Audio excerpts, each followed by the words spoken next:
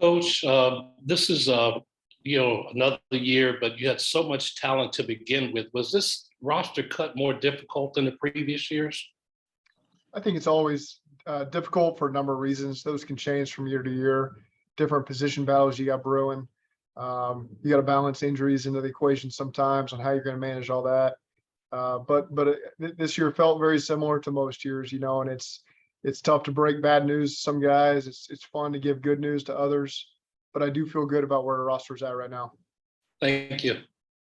Coach, the roster, this is the initial roster, but there's still maybe some tweaking that's going to be taking place over the next few days. So how much of that do you anticipate? It's hard to predict. We'll certainly spend our time looking at the wire tonight. We're very late in the process there at 31. So, I think last year we claimed 2 guys and we had the fifth spot. So it becomes a little more difficult the further down you are, but certainly we'll make sure we're aware of the landscape of who's out there and be ready to make decisions if we need to. Zach, what came of the decision of Kevin over Drue? I think Kevin's had a really strong last couple of weeks of camp. He's been consistent. We know where we're getting there. Again, we think we've got a strong football team, and he brings the consistency to that we're aware of, and we think he'll do a really good job for us.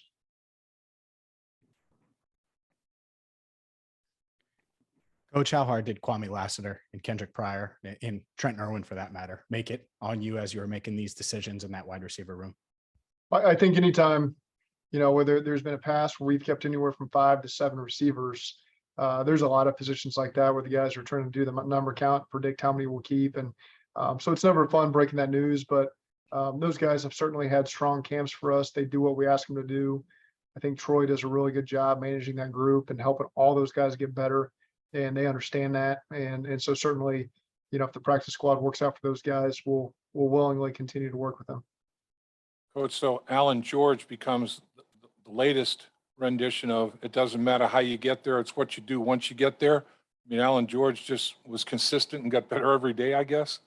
I agree with that. I think he had a strong last couple weeks of camp and continued to make plays when his number was called, got his hand on the ball a number of times. And I think that just continues really what Duke and the scouting department have done here with their eye for undrafted talent. They do a really good job of putting us in a good position to acquire some of those guys and then bringing in the right ones that have a chance to make the roster. And there's just a history over a number of years, again, well before I got here, of undrafted guys getting an opportunity here and making the most of it. Zach, who do you plan on carrying through to IR once you are able to do that? The Khalid Kareem and Cam Taylor-Britt would be 2 guys that tomorrow that will be processed.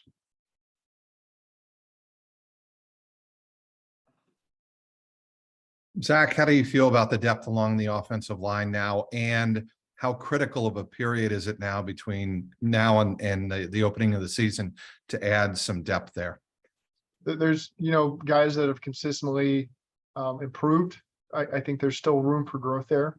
It's a number of guys that we've invested in and we certainly feel good about the roles that those guys can play and that we're backed up at the right spots. But I would continue to say there's room for growth there from those guys. And really the guys that are all filling those depth spots are young guys that we think are going to continue to ascend. And so we're looking forward to seeing that. Zach, are you hoping to be able to get Michael Thomas, the wide receiver, back? Yes. Coach, how tough is it to I mean, you're picking you're picking at 31. I mean, it's doesn't get much tougher than that. What, is there any alternatives you're looking at to try and get some, maybe, some more upgrades? Well, aside from the waiver wire, it's just the vested veterans, that you have options at. So again, Duke and his staff will spend the entire evening and morning surveying that land and making sure we're positioned to attack any position that we feel like can help us. Anybody that's out there that we feel like can help us, they really do a good job and have a good knack for that. So we'll just see what shakes free tomorrow and if anything that interests us. I guess this is a 2-part question about the tight end room, but are you guys encouraged that Cam Sample and Wilcox will be back soon? And is that why you guys didn't make another move there, or are you still looking to maybe potentially add a tight end with their injury situation? Yeah, I feel good about, we're not going to move Cam Sample over to tight end, but Drue Sample, I think is going to continue to improve. And, he's really attacked his rehab the right way. We're encouraged by it. It's hard to predict where that's going to be here tomorrow. But I feel good about the progress that he's making and I'm hopeful. And then you mentioned Mitch Wilcox as well, so we'll have to see how Mitch goes over this next week or so. So there's a lot of different standard elevations now that can take place to help you get you through a game or two as well. And that's something we'll just continue to evaluate. Zach, with Jesse's situation, he's currently still on the commissioner's list, I presume. Yeah, we get another day with him on that list. Okay. And how did that help you through this process, if at all? It helps you, it helps you carry another body and not have to make a move there. So just, really just lucky, in some ways that Jesse was as late as he was. So we got these 2 weeks, and it does help you get through this 54-man roster initially. So, that's one of the silver linings to how that situation played out. Just to clarify, Zach, one more thing real quick. You said one more day with him on that list, did you say? Yeah, the exact timing allows us to get through tomorrow. Don't hold me to exactly when that's got to be processed, but it's in the next day or two. Okay, thank you. Does he need to be activated to fully practice? Is that? No, he's good at practice. He just couldn't dress for the game. Yeah. Got it. Yeah. So he technically practiced last week. We just held him out of the team drills, but he did individual. So he was practicing last week.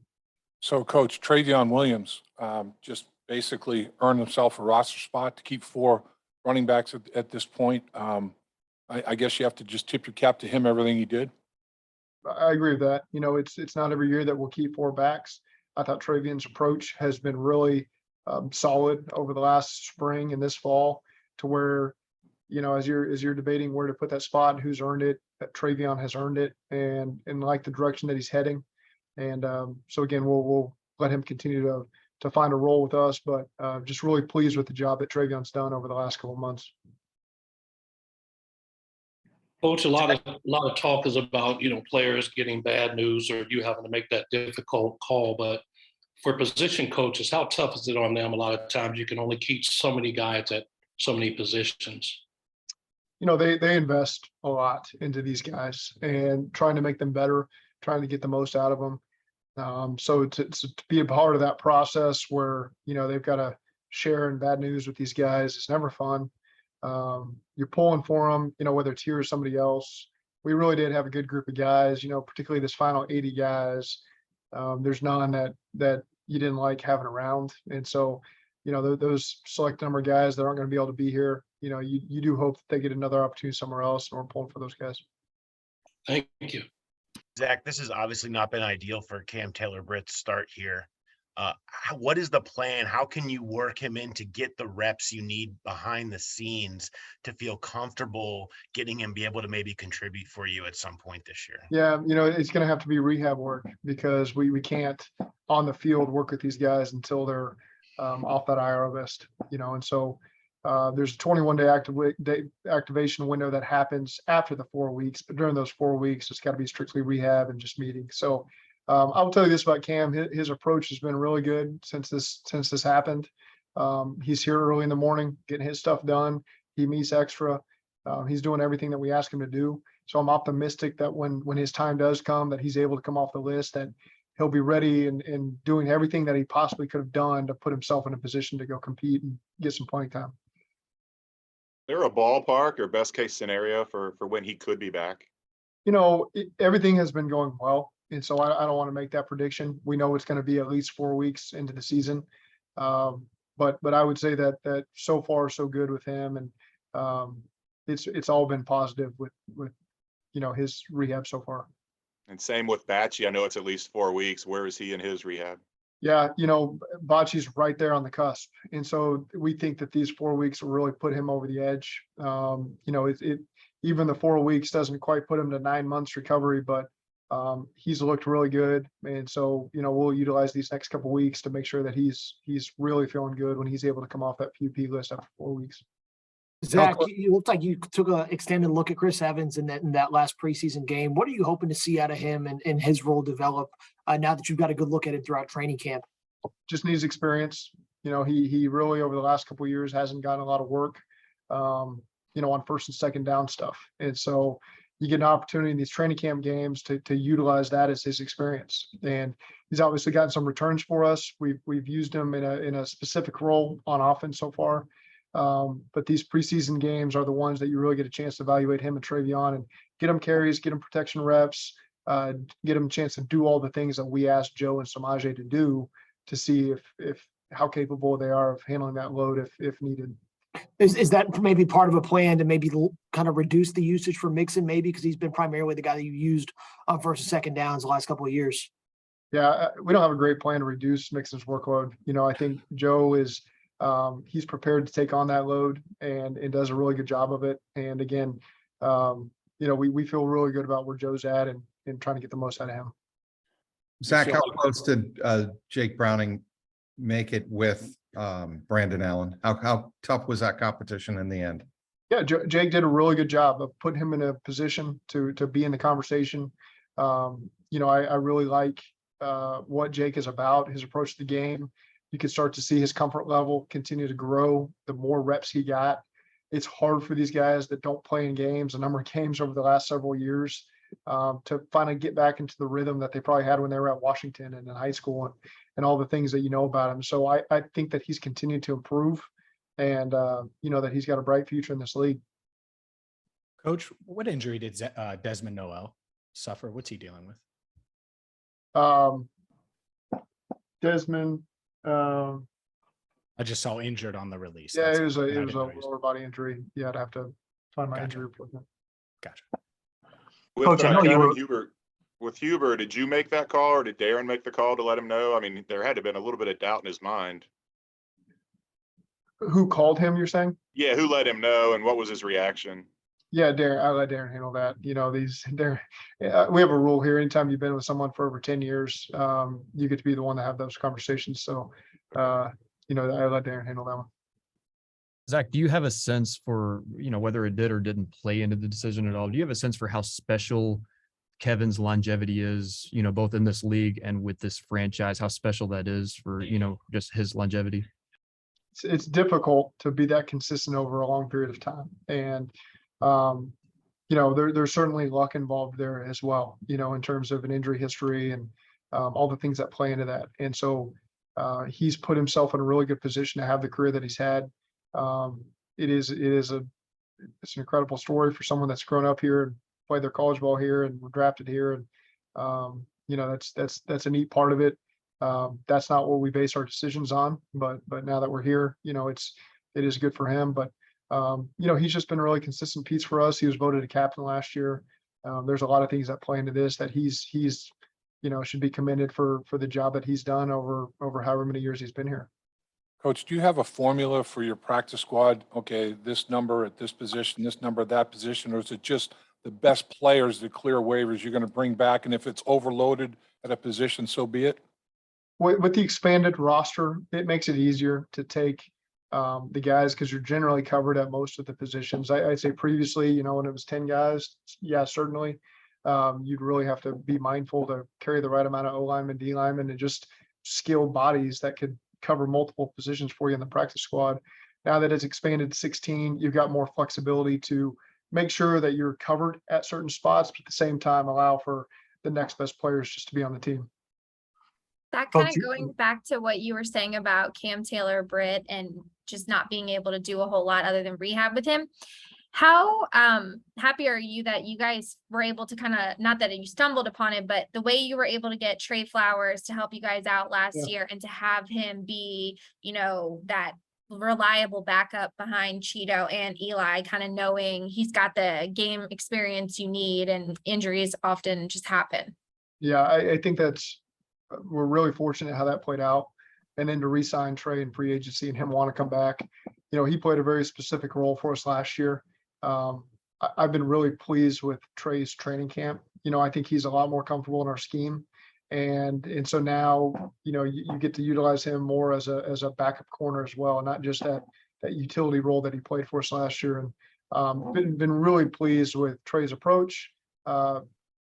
Trey's great in our locker room. Guys really like being around him. He's got a great personality and attitude, and I think that he's had a really, really good training camp as well. And he's in a big position to help us this year.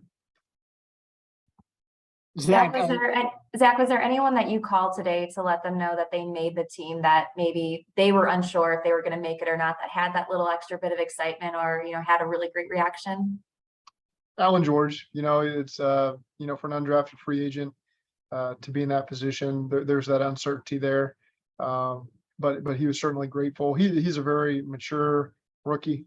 His approach has been phenomenal. That's a big part of why he's been able to stick around. He's mature. He knows what he's supposed to do. He knows what's expected of him. And then, he made a number of plays when his number was called. So it's good to share that name. There's other positions I won't get into, but you let some of those coaches deal with that and communicate with their guys that way.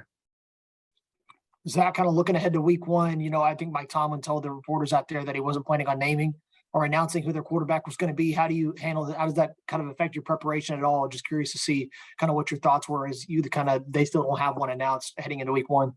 We'll be ready for the scope of their offense, what we've seen over the last couple of years and the preseason. You try to balance it all. At the end of the day, I think they've got a couple quarterbacks that are good athletes. They've managed the system really well over the course of this preseason. And so, we just got to be ready for the entirety of the offense. They've got really good weapons out there on the perimeter. They've got a running back who's really come onto the scene strong early on last year, and it continued over the course of the season. And so I thought he did a good job on the carries he got in this preseason as well. He's a physical back that you got to pay attention to. So we got to get ready for the entirety of their offense.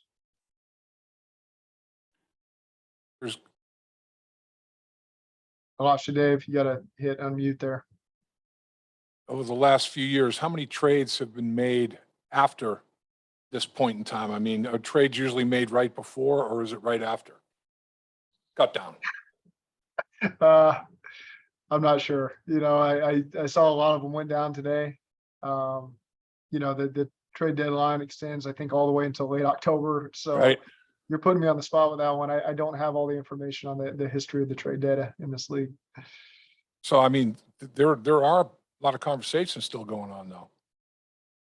I'm sure there are. And again, our Duke and those guys are hard at work right now to make sure we do whatever it takes to make this football team better. And that might mean a lot happens. That may mean nothing happens, but those guys certainly be prepared for anything that comes our way.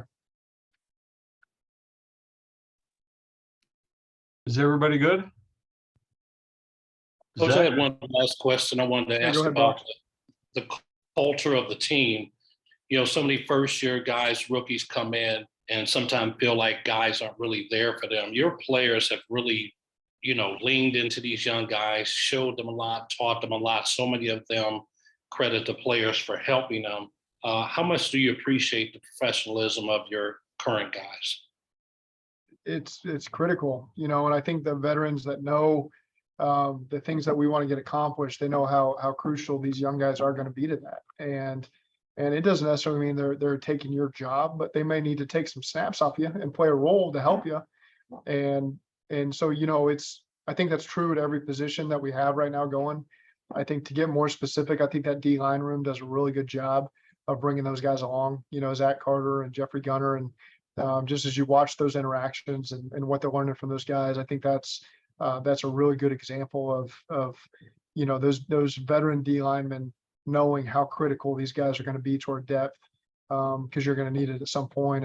And that really, you can speak about our entirety of our team that way, but I'm really proud of the way that the guys have taken those guys under their arms.